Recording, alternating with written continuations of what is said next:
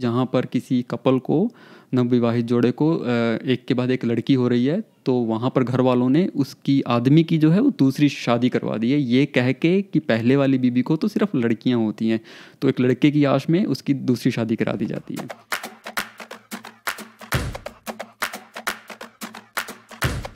Hello everybody, मैं हूं आपका दोस्त चंद्रशेखर आर्या और आज हम आए हैं एक नई वीडियो के साथ जिसका टॉपिक बड़ा ही इंटरेस्टिंग रहने वाला है।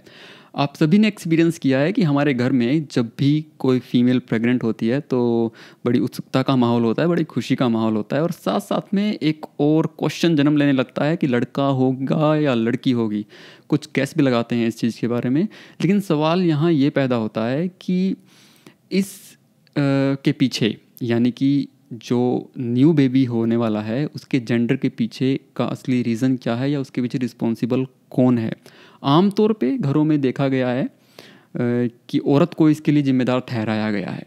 और अगर हम थोड़ा पास्ट में चले जाएं तो आपको ऐसी सैकड़ों हज़ारों कहानियाँ मिल जाएंगी जहाँ पर किसी कपल को, नवविवाहित जोड़े को एक के बाद एक लड़की हो रही है, तो वहाँ पर घर वालों ने उसकी आदमी की जो है वो दूसरी शादी करवा दी है, ये कह के कि पहले वाली बीबी को तो सिर्फ लड़कियाँ होती हैं, तो एक लड़के की आश में उसकी दूसरी शादी करा दी जाती है। ये तो हो गई पुरानी बात, लेकिन आज भी हम देखें तो घरों में कहीं खुली आवाज़ में, कहीं दबी आवाज़ में आज भी कहीं ना कहीं यही माना जाता है कि बच्चे का जेंडर जो है उसके पीछे औरत है, जो माँ है, जो फीमेल है, वो रिस्पॉन्सिबल होती है। तो आज के वीडियो में हम यही पता करेंगे कि एग्जैक्ट रीज़न जो है वो क्या है और कौन रिस्पॉन्सिबल होता है, एक माँ या एक बाप। प्रैक्टिकली स्पीकिंग जेंडर डिटर्मिनेशन के लिए ना मेल रिस्पॉन्सिबल है ना फीमेल रिस्पॉन्सिबल है, ये बड़े बाई चांस की बात है और ये बात आपको बड़े अच्छे तरीके से पता है। आज के हाईटेक और एडवांस्ड ईरा के अंदर न्यू जनरेशन को इस बात का अच्छे से पता है। लेकिन अगर बायोलॉजिकली स्पीकिंग कि अगर हम बायोलॉजी टर्म्स में बात करें तो कौन रिस्पॉन्सिबल है इस चीज़ के लिए, तो सरप्राइज, इसके लिए फीमेल नहीं मेल रिस्पॉन्सिबल होता है। और हम देखेंगे, इसको मैं थोड़ा एक्सप्लेन करने की कोशिश करूँगा कि मेल कैसे बायोलॉजिकली रिस्पॉन्सिबल होता है। बट इस चीज़ को समझने के लिए हमें थोड़ा सा बायोलॉजी में, साइंस में उतरना पड़ेगा। बट मैं बहुत ज़्यादा साइंस यहाँ एक्सप्लेन नहीं करूँगा क्योंकि बहुत ज़्यादा साइंस को एक्सप्लेन करने से कॉम्प्लेक्सिटी बढ़ जाएगी डिस्कशन की और वो फिर हो सकता है कि पूरी तरीके से समझ ना आए।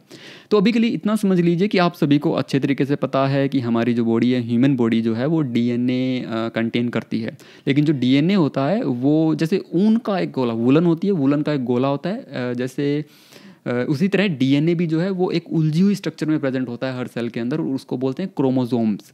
और जो हमारी ह्यूमन बॉडी है उसमें टोटल 46 यानी कि 46 क्रोमोसोम्स होते हैं, जिसमें से 44 क्रोमोसोम्स यानी 44 क्रोमोसोम्स नॉर्मल क्रोमोसोम्स होते हैं और जो 2 क्रोमोसोम्स हैं 45th एंड 46th उनको सेक्स क्रोमोसोम बोला जाता है और इनको यूजुअली असाइन किया जाता है एक्स और वाई से।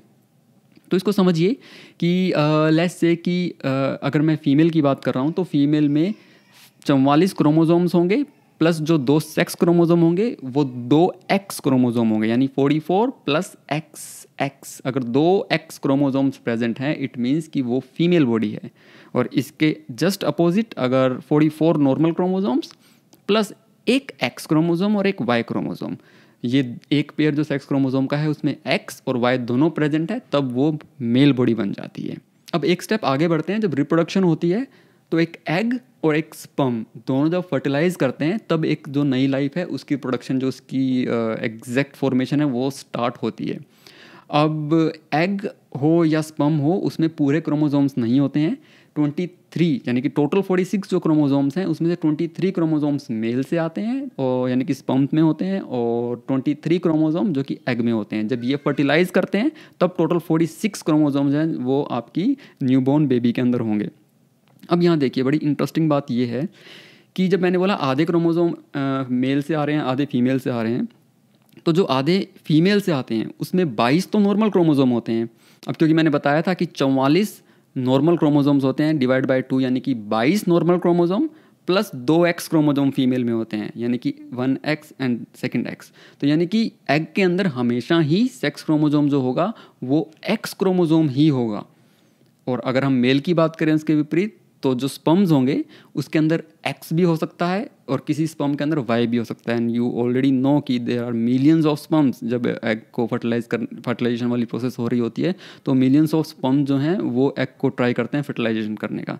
तो वहाँ हमें नहीं पता है कि कौन से क्रोमोजोम में एक्स है वो फर्टिलाइज करने वाला है या वाई वाला करने वाला है, लेकिन अगर एक्स वाले ने फर्टिलाइज किया तो वहाँ बन जाएगा आपका फीमेल न्यूबॉर्न के अंदर, और अगर वाई वाले स्पर्म ने हिट किया और फर्टिलाइज किया एग को तो वो बन जाएगी आपकी मेल बॉडी जो न्यूबॉर्न की है।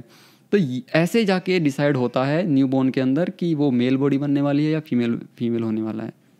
तो this is the reason why I said कि बायोलॉजिकली मेल जो है वो रिस्पॉन्सिबल होता है न्यूबॉर्न बेबी के सेक्स डिटर्मिनेशन के। So that is it for today's video. अगर आपको ये इन्फॉर्मेशन पसंद आई है तो अपने परिवार में, अपने फैमिली और अपने फ्रेंड्स के अंदर शेयर कर दीजिए, वीडियो को लाइक कर दीजिए और मुझे दीजिए इजाज़त। धन्यवाद। आपका दिन शुभ हो, आपकी सेहत अच्छी हो और आप निरंतर प्रगति करते रहें।